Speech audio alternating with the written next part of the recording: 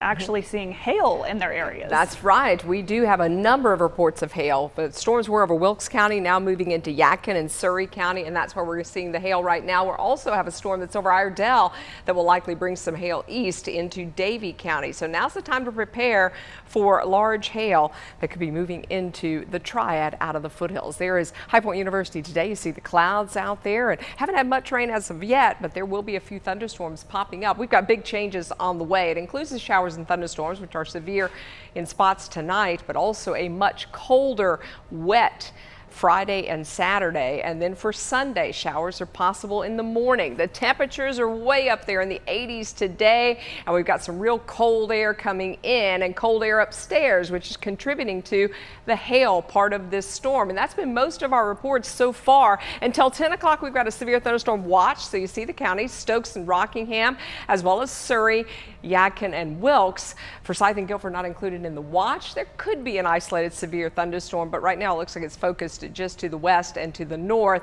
We do have some warnings as well, and this is the area we think we're going to see most of the severe weather, shaded in yellow right along the border. We've had a number of reports already of hail stretching along this line of storms, and largest hail, I should say, as 1.8 inches in Flat Rock. We've shown you some video of that earlier in the 4 o'clock newscast. We've also had some dime-size reported hail in Wilkes County, and we've had in Fancy Gap some 1-inch hail as well. So you're seeing this area of thunderstorms with the severe thunderstorms within it. This one is a hailer here just south of Martinsville. This severe thunderstorm is up until 6 p.m. and you see the most intense part of the storm just east of the Craig community, and that is where you're going to have that large hail coming down. We also have Patrick, Stokes, Surry, and Yadkin counties under a severe thunderstorm warning until 6 o'clock, and that one also producing some hail just north and west of Danbury. This one working its way to the east. They're all moving at about 20 to 25 miles an hour from Pilot Mountain south and west. There's heavy rain with this,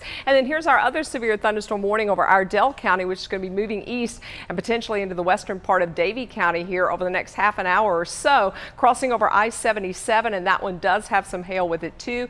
Also the possibility that the southern part of Yadkin County will be added to that warning. I just noticed something there that there could be some hail with that one. Here in Burlington, you've got a lot of lightning showing up and some heavy rain. These are not technically severe thunderstorms, but you're going to get some heavy downpours. You could get some gusty winds, 40 miles an hour, and we may see an isolated severe storm develop. This one looks really potent here just south and west of Lexington along Highway 29. So that could be our next severe thunderstorm warning. We have all of this happening on a prefrontal trough. That's typically where we get most of our storms from when a front comes in. This will be pushing through in the early evening. Later on tonight, the front will come in. There may be some rain with that, but it'll be mostly rain and not as much thunder with it or lightning. You can see by about 9 o'clock, we do still have at least some activity on the radar.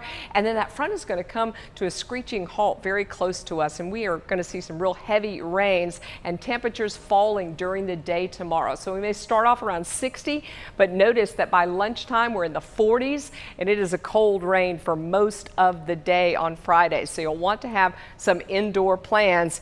You'll see temperatures that will be down into the mid 40s by late afternoon. Yeah, this looks a little different than it normally does. Usually we're showing you high temperatures. These are actually afternoon temperatures that will be in the mid 40s in the Piedmont Triad. For the foothills, we're also looking at falling temperatures. They'll be in the mid 40s. Rain should taper off at least a little bit by tomorrow afternoon and evening if you've got some Friday evening plans. I don't think it will totally shut off, but we'll at least have less coverage of rain. Temperatures will be in the low 40s in the mountains by late day. Let's look ahead at the weekend. It is a cold, wet day on Saturday as well, with highs only in the 40s. And then for Sunday, perhaps a morning shower, but we're hoping to dry things out and then keep it dry into next week. Checking traffic, a live look at Interstate 40 at Sandy Ridge Road in Greensboro, where it looks like it might be a bit slow, but no crashes to report here at this time. Tax deadline myth. File for an extension, delay your tax payments. Not so fast.